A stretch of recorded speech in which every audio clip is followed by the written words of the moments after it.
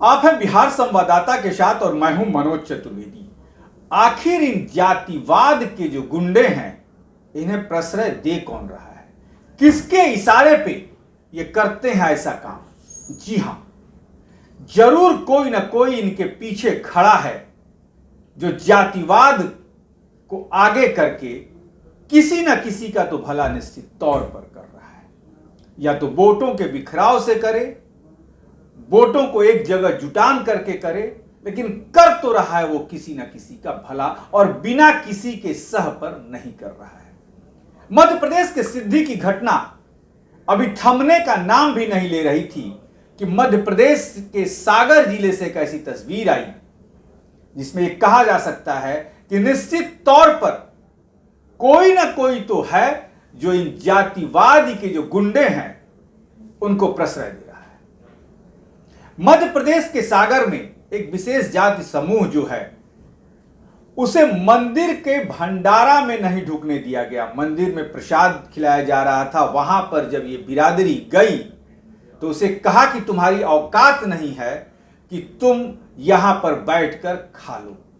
जैसा मैं बता रहा था आपको कि सिद्धि का अभी डैमेज कंट्रोल भाजपा से भरपाई भी नहीं हो पाई है कि मध्य प्रदेश के इस सागर जिले से यह तस्वीर सामने आ रही है। मुख्यमंत्री मामा जो है शिवराज सिंह चौहान, जिन्हें लोग वहां प्यार से मामा भी बुलाते हैं, वो शायद हाथ पर हाथ धरे बैठे हुए हैं।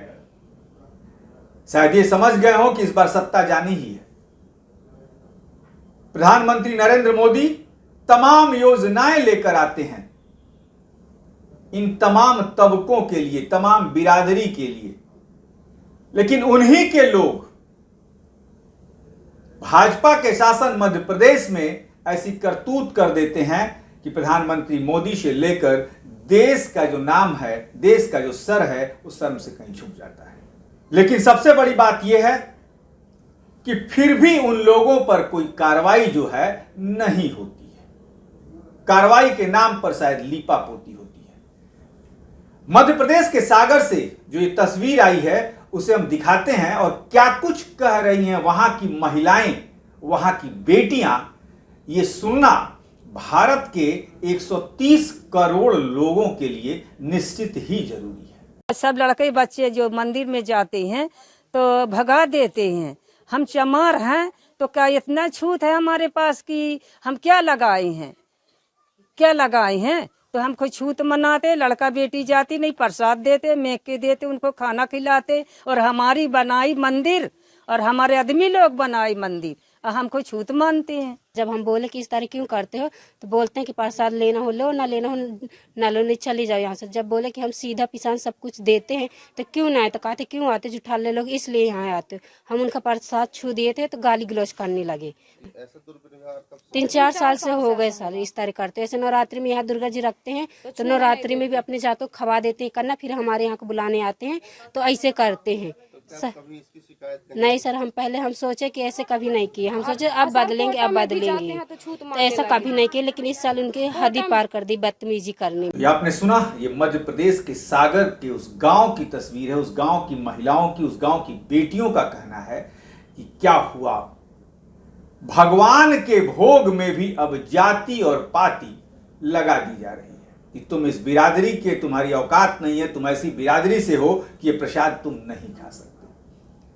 यानी कि भगवान को भी बांट दिया गया कि भगवान ब्राह्मण की प्रसाद खाएंगे, भगवान राजपूत की प्रसाद खाएंगे, भगवान बड़े बिरादरी की प्रसाद खाएंगे, लेकिन भगवान जो है उस बिरादरी की का प्रसाद नहीं खाएंगे जिस बिरादरी के काम के बिना बड़े जातियों की जो है वो काम आगे नहीं बढ़ता। बहुत से काम ऐसे हैं जो उन्हें करना ही पड़ता है। जिस बिरादरी के बारे में आज जिक्र हुई है वो बिरादरी नहीं रहे तो शायद बड़े जातियों के लोगों के घरों में शहनाइयां न बजे। वो बिरादरी नहीं रहे तो आपके फटे हुए जूते चप्पल कोई सिलाई न करे। तमाम ऐसी बिरादरियां हैं जिन्हें पूर्वजों ने एक जगह समेटा था कि हर काम हर लोगों के लिए बांटा गया था। और सिर्फ काम नहीं बांटा गया, यदि आपके पास ज्ञान है तो उस ज्ञान से आप आगे भी बढ़ सकते हैं। लेकिन मध्य प्रदेश में शायद इन सारी चीजों की धज्जियां उड़ाई जा रही हैं और देखना है कि ये धज्जियां मध्य प्रदेश की सरकार के नाक के नीचे उड़ रहा है या उड़ रही है, उसको ये किस तरीके से संजोते हैं, किस तरीके से इस पर कार्रवाई करते हैं, ये सबके लिए देखने की बात होगी। आप बने रहिए हमारे साथ। नमस्कार।